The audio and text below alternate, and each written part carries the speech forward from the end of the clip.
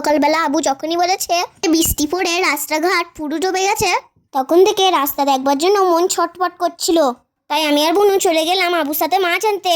আর বাড়ি এসে রাস্তায় কি কি দেখলাম সেই গল্প ওই মাকে শোনাচ্ছিলাম। কিন্তু আমাদের ওই রাস্তার পানিতে নামতে মন যাচ্ছিল, কিন্তু আবু নামতে দিল না। তারপর শুরু হয়ে গেছে আবার বৃষ্টি। এখন মন যাচ্ছে একটু ভিজতে, কিন্তু আমি জানি ভেজার কথা মাকে গিয়ে বললে মা একটুও রাগ করবে না, কারণ আমরা খুব ভালো মেয়ে, কখনো দুষ্টুমি করি না। আর কিছু করার আগে মাকে জিজ্ঞাসা করি।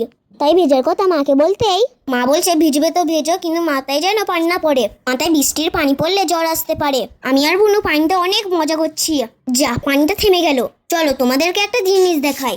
এই দেখো আমাদের ছাদের ড্রাগন গাছ। এই ড্রাগন গাছটা আমাদেরকে দিয়েছিল শাহরুখ মামা। তখন অবশ্য অনেক ছোট ছিল গাছটা। তারপর দেখি একটা বিয়ের বাজনা যাচ্ছে। আরে এটা দেখে তো আমাদেরকে খুবই আনন্দ হচ্ছিল। তারপর বিকেলবেলা প্রতিদিনের মতন আমরা আরবি পড়তে বসে গেছিলাম। তারপর ছাদে উঠে আমরা খেলা করছি।